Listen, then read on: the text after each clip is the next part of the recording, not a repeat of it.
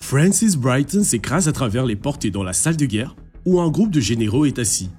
Il est un officier du renseignement de l'OTAN et a découvert quelque chose de vraiment horrible.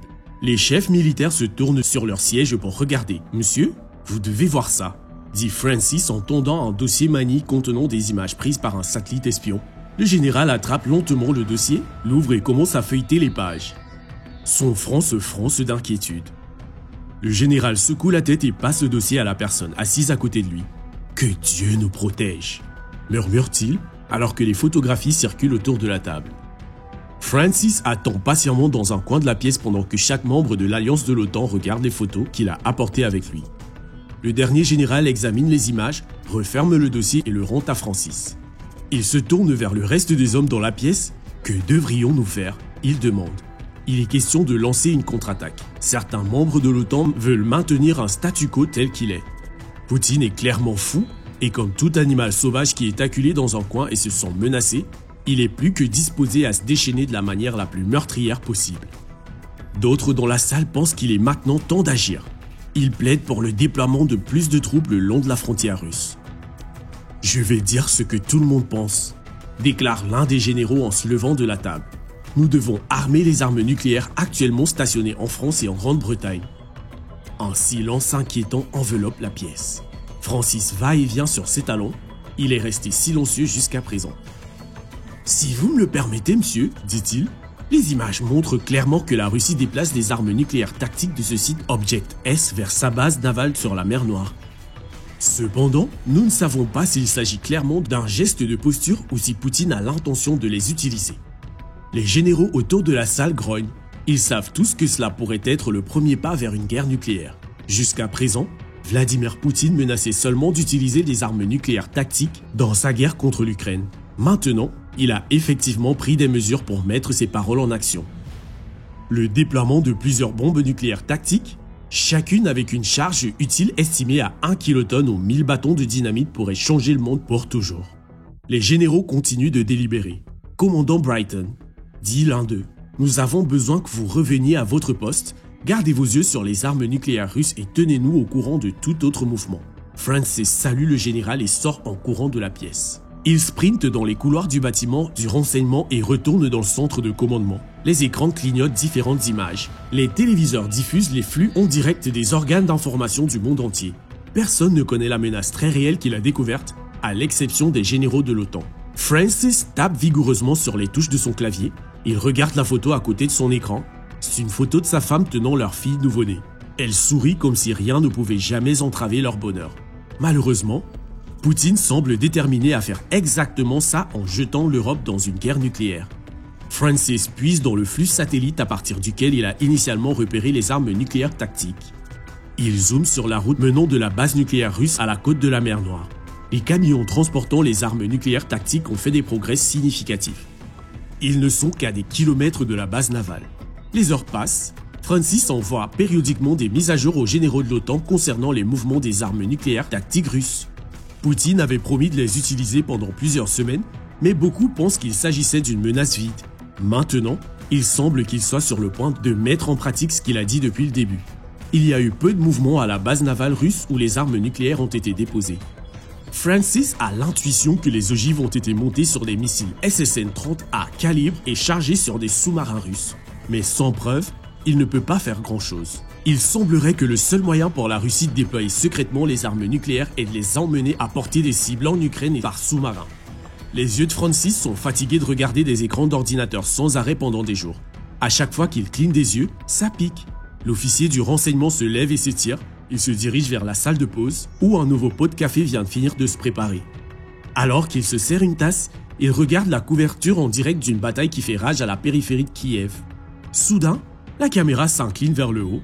Pendant un instant, un missile peut être vu hurlant dans le ciel. Il se courbe et s'écrase au sol près d'un groupe de forces ukrainiennes. Pendant un moment, rien ne se passe, puis il y a un flash lumineux et l'alimentation est coupée. Francis fixe les yeux écarquillés sur les parasites de la télévision. La tasse de café tombe de ses mains et se brise sur le sol.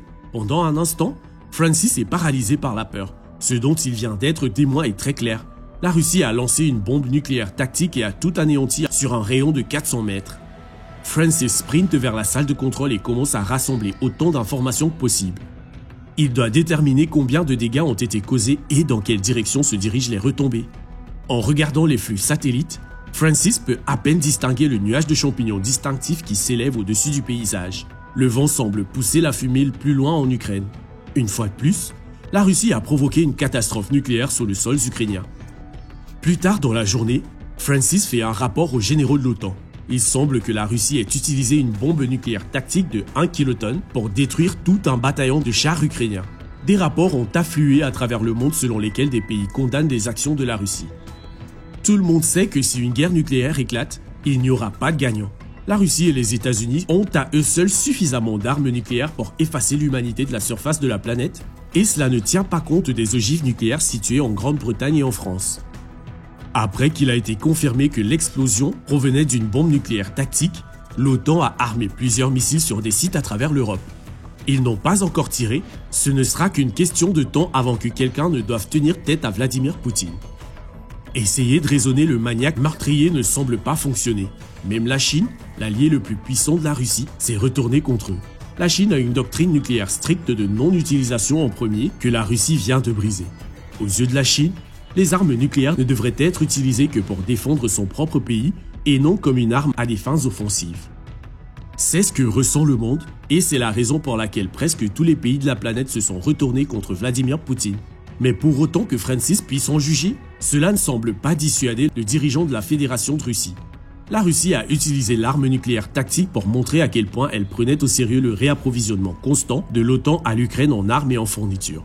Poutine a également voulu préciser qu'il n'avait aucun problème à faire passer les choses au niveau supérieur et à s'engager dans une guerre nucléaire. L'Europe se trouve désormais dans une position encore plus précaire. Lors des briefings auxquels Francis a participé, toutes les options ont été mises sur la table. De nombreux dirigeants pensent que l'OTAN doit lancer une bombe nucléaire sur la Russie pour montrer qu'ils ne se contenteront pas de reculer. Le revers de la médaille est que Poutine pourrait encore aggraver les choses et commencer à tirer des armes nucléaires stratégiques plus importantes sur les cibles à travers l'Europe. Si cela se produit, le continent tout entier pourrait être décimé par des boules de feu et des retombées nucléaires. L'armée nucléaire tactique que Poutine a tirée a tout anéanti à moins de 400 mètres, et bien que le rayonnement de l'explosion se propage plus loin, ce n'est rien comparé aux armes nucléaires beaucoup plus grosses que la Russie et l'OTAN ont à leur disposition. Ces bombes peuvent être 1000 fois plus puissantes que la bombe nucléaire tactique utilisée par la Russie, et chacune pourrait anéantir des villes entières et faire des millions de victimes. C'est évidemment ce que l'Europe essaye d'éviter, mais ils ne peuvent pas non plus laisser Poutine s'en tirer en déchaînant une bombe nucléaire sur le peuple ukrainien. Francis écoute les autres options suggérées par les chefs militaires dans la salle. Certains généraux pensent que l'OTAN devrait envoyer des forces en Russie et utiliser des armes conventionnelles pour mettre Poutine à genoux. Le contre-argument est évident. Si les forces européennes envahissent la Russie, Poutine lancera presque certainement plus d'armes nucléaires pour défendre sa patrie, ce qui entraînera l'anéantissement d'une grande partie de l'Europe. Une autre opinion consiste à renforcer les sanctions économiques déjà imposées à la Russie. Malheureusement, cela n'a pas semblé arrêter Poutine la première fois et il est peu probable qu'il le fasse reculer maintenant. Les sanctions économiques n'aideront pas non plus à dissuader Poutine d'utiliser davantage de bombes nucléaires. Il est déterminé que cela pourrait en fait l'emmener à aggraver les choses alors que de plus en plus de pays se retournent contre lui. Même si la Chine et la plupart des autres pays sont contrariés par les actions de Poutine, la Russie fournit toujours une grande quantité massive de pétrole et de gaz au reste du monde. Cela inclut l'Europe et si la Russie coupe complètement l'approvisionnement en combustible fossile de l'Union européenne, tout le monde à l'intérieur de ses frontières en souffrira. Les prix des services à travers l'Europe ont déjà grimpé en flèche à des niveaux sans précédent alors que la Russie continue de réduire l'approvisionnement en pétrole et de nombreuses familles européennes ne peuvent plus se permettre de chauffer leur maison pendant l'hiver. Puis l'un des généraux a une idée si folle qu'elle pourrait bien fonctionner. Francis est assis devant son poste informatique, fixant son écran. Il n'arrive pas à croire la décision prise par les généraux. Il ferme les yeux et se frotte l'arête du nez. « Pardonnez-nous » murmure-t-il avant de se concentrer sur la tâche à accomplir. Francis déplace plusieurs satellites en place vers des positions de visualisation optimales, ce qui leur permettra de collecter des analyses sur ce qui est sur le point de se produire. Les satellites s'alignent et commencent à transmettre des données. Ils sont pointés vers une base militaire en Biélorussie. Une horloge numérique a commencé un compte à rebours. Les généraux sont maintenant dans la salle de contrôle avec Francis afin qu'ils puissent assister à la suite de leur choix. La Biélorussie n'est pas en guerre avec l'Europe. Le pays est contrôlé par Alexandre Loukachenko, un dictateur avide de pouvoir qui s'est étroitement allié à Poutine. Il ne fait aucun doute que la Biélorussie soutient la Russie dans ses efforts, mais l'armée biélorusse ne massacre pas activement les gens en Ukraine, comme la Russie le fait, et elle n'a pas non plus d'armes nucléaires. Francis et les généraux regardent le compte à rebours atteindre zéro. Sur l'un des moniteurs latéraux, un flux vidéo d'un lancement de missiles depuis un cuirassé britannique dans la mer Baltique est diffusé. Les satellites suivent le missile alors qu'il traverse le ciel et descend sur une base militaire biélorusse. Des soldats inconscients effectuent leur routine quotidienne. Les secondes défilent, tout le monde dans la salle retient son souffle. Puis vient la confirmation que la bombe nucléaire tactique lancée par l'OTAN a explosé et détruit sa cible. Francis a mal au ventre. Francis a mal au ventre. Les hommes de la base n'avaient aucune idée de ce qui allait arriver ni même du danger qu'ils couraient. Maintenant, ils ont été vaporisés par une explosion nucléaire. L'un des généraux frappe dans ses mains. « Quelqu'un me donne le Kremlin au téléphone. Peut-être que maintenant Poutine voudra parler. » Mais il ne le fait pas. Le plan était de montrer que l'OTAN n'avait pas peur d'utiliser ses propres armes nucléaires. Les chefs militaires savaient qu'ils ne pouvaient pas lancer une bombe nucléaire sur la Russie pour démontrer leur détermination, mais il a été déterminé qu'en faisant exploser une cible en Biélorussie, il pourrait envoyer un message clair à Vladimir Poutine que l'OTAN riposterait avec des armes nucléaires si nécessaire. Il ne fait aucun doute qu'Alexandre Loukachenko est un homme terrible qui a fait des choses terribles aux habitants de son pays, mais beaucoup ont le sentiment que l'OTAN est allé trop loin. La Biélorussie était déjà du côté de la Russie et lui a apporté son soutien dans la lutte contre l'Ukraine, mais maintenant le pays d'Europe de l'Est a déclaré la guerre au reste de l'Europe. Ils n'ont pas les forces militaires pour soutenir les menaces qu'ils profèrent, mais la Russie a clairement indiqué qu'elle se tiendra aux côtés de la Biélorussie et les aidera dans leur guerre contre les autres pays d'Europe. Les dirigeants de l'OTAN savaient que cela serait inévitable, mais avaient espéré que leur démonstration de force ferait légèrement reculer Poutine.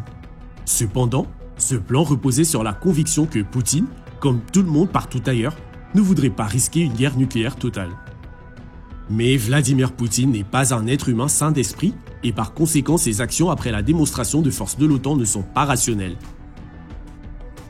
La décision de la Russie d'utiliser une bombe nucléaire tactique en Ukraine et le choix de l'OTAN de tirer son propre missile nucléaire sur la Biélorussie ont placé le continent dans une position très tumultueuse. Les pays du monde entier condamnent les deux parties et implorent tout le monde de venir à la table des négociations et discuter de ce qui se passe avant que les choses n'atteignent des niveaux dont le monde ne pourrait jamais revenir. Francis n'a jamais été d'accord avec la décision de montrer que l'Europe utiliserait également des armes nucléaires si Poutine ne reculait pas. Cependant, ces informations se sont révélées inestimables pour les généraux de l'OTAN. Lorsque Vladimir Poutine a envoyé une communication indiquant qu'il souhaitait s'asseoir pour des pourparlers de paix, tout le monde était ravi. Une délégation a été envoyée à la frontière ukrainienne où les ambassadeurs de l'OTAN rencontreraient des hauts responsables russes. Francis a été invité à venir fournir les dernières informations sur l'emplacement des troupes russes. Espérons que ces informations pourraient être utilisées comme levier pour montrer à la Russie qu'ils étaient toujours étroitement surveillés. Cela servirait également de preuve que l'OTAN était au courant des installations militaires clés et n'avait pas peur de les cibler si la Russie ne coopérait pas. Francis hésite à y aller, mais il sait que c'est son devoir et espère que les informations qu'il fournit pourront aider les deux parties à parvenir à un accord. Avant de quitter son poste, Francis retire la photo de sa femme et de son bébé de son écran et la met dans sa poche. Francis et la délégation de diplomates de l'OTAN se dirigent vers la frontière ukrainienne. Ils atterrissent dans un aérodrome militaire en Pologne et sont escortés jusqu'à la frontière par les forces de l'OTAN. Alors qu'ils traversent en Ukraine et entrent dans la petite ville où les pourparlers sont censés avoir lieu, quelque chose semble anormal. Le convoi s'arrête, les délégués sortent pour regarder autour d'eux, c'est très calme, il n'y a aucun signe de représentant russe. Peut-être qu'ils sont juste en retard, suggère quelqu'un. Le groupe se dirige vers la mairie où la Russie a initialement accepté d'entamer les pourparlers de paix. Ils entrent dans le bâtiment, c'est très froid et vide. Des toiles d'araignée pendent du plafond, il est clair que personne n'est venu ici depuis très longtemps, quelque chose ne va pas. « Je suggère que nous retournions à la base aérienne », dit l'un des soldats. Francis regarde autour de lui, il ferme les yeux et serre fermement la photo de sa femme et de sa fille dans sa poche.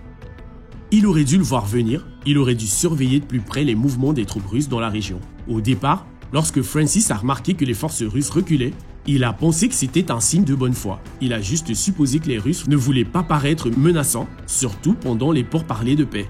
Maintenant, il réalise à quel point cette pensée était stupide. Comme tout le monde, Francis voulait que ce conflit se termine sans guerre nucléaire. Les forces russes ne reculaient pas en signe de leur volonté de s'engager dans les pourparlers de paix. Ils battaient en retraite à cause de ce qui allait se passer ensuite. Soudain, un officier du renseignement en poste à la base aérienne commence à crier par-dessus les communications « Missile en approche! Sortez d'ici !» crie la voix. Une larme coule sur la joue de Francis. Un instant plus tard, il y a un flash lumineux. Une explosion massive éclate de l'ogive nucléaire alors qu'elle explose, vaporisant la délégation de l'OTAN et mettant fin aux pourparlers de paix. Au même moment où l'arme nucléaire à la frontière ukrainienne explose, la Russie lance plusieurs autres armes nucléaires sur Kiev. Bien que cela détruise la majeure partie de la ville et irradie les environs, les Russes doivent éliminer une fois pour toutes la résistance ukrainienne pour prouver leur domination. Ils n'envoient pas de troupes ou de chars de l'autre côté de la frontière vers l'Europe car ils avaient déjà assez de mal à se battre contre l'Ukraine et ne réussiraient jamais à capturer le reste de l'Europe par la guerre conventionnelle. Les dirigeants de l'UE regardent avec horreur la Russie lancer une arme nucléaire après arme nucléaire. Ils n'ont encore ciblé aucune des grandes villes européennes. Au lieu de cela, leurs cibles semblent toutes être des installations militaires ukrainiennes. La Russie montre au monde qu'elle a intensifié ses tactiques de guerre pour utiliser des armes nucléaires tactiques. Les missiles ordinaires sont maintenant presque obsolètes. L'avantage d'utiliser ces armes nucléaires plus petites est qu'il y a moins de destruction et de retombées, mais elles déciment toujours toute force ennemie à proximité. Poutine fait savoir que si l'Europe ou l'un des pays de l'OTAN tente d'envahir son pays ou de lancer une contre-attaque, il n'aura pas peur de déchaîner tout son arsenal nucléaire sur l'Europe. Les dirigeants de l'OTAN se bousculent pour décider quoi faire ensuite. Lancent-ils leurs propres bombes nucléaires et s'engagent-ils dans une guerre nucléaire totale sans vainqueur? Ou augmentent-ils les sanctions et mobilisent des forces pour empêcher la Russie de s'étendre davantage en Europe? La France et l'Allemagne lancent des forces terrestres et installent de lourdes positions défensives le long de la frontière ukrainienne. La Pologne demande des renforts alors que les forces militaires biélorusses traversent leurs frontières et attaquent tous les soldats civils en vue de représailles au lancement par l'OTAN d'une bombe nucléaire sur leur sol. Une crainte majeure est que la Russie vende ou offre des armes nucléaires tactiques à la Biélorussie, qui les lancera contre les forces de l'OTAN en Europe. À ce stade, il pourrait présenter des arguments solides pour justifier une telle action. La guerre nucléaire semble presque inévitable. Depuis plusieurs semaines, la Russie ne semble pas intéressée par une invasion de l'Europe. Les pays européens et leurs alliés ont du mal à trouver le meilleur moyen de désamorcer la situation avec Poutine et son doigt sur la gâchette lâche. Jusqu'à présent, toutes les ogives nucléaires tirées par la Russie ont été autour d'une kilotonne, ce qui signifie qu'aucune arme nucléaire stratégique ou mégatonne n'a encore été lancée. Il semble que l'Europe continue de laisser Poutine s'en tirer avec un meurtre, mais l'OTAN fait de son mieux pour éviter une guerre catastrophique qui conduira à un hiver nucléaire. Les dirigeants européens ont été jetés dans une situation impossible à gagner. Soit ils se retournent et laissent Vladimir Poutine s'en tirer avec ses atrocités flagrantes, soit ils lancent leur propre offensive et font face aux inévitables conséquences nucléaires. L'Europe a complètement cessé d'acheter du pétrole, du gaz et des marchandises à la Russie. Cela a nui au peuple et aux économies des nations de l'Union européenne, mais c'était une étape nécessaire. L'économie russe s'est pratiquement effondrée, mais ils ont toujours une grande influence sur les exportations de pétrole. Non seulement ils contrôlent la destination de leurs propres combustibles fossiles, mais ils ont également une influence sur les autres pays de l'OPEP au Moyen-Orient. Et même si la Chine a condamné les actions de la Russie, elle compte trop sur ses ressources naturelles pour couper complètement les liens. La souffrance en Europe est exacerbée par le fait que chaque pays doit augmenter la production et le recrutement militaire. Sans son approvisionnement en pétrole et en gaz, il n'y a pas assez de ressources pour faire le tour.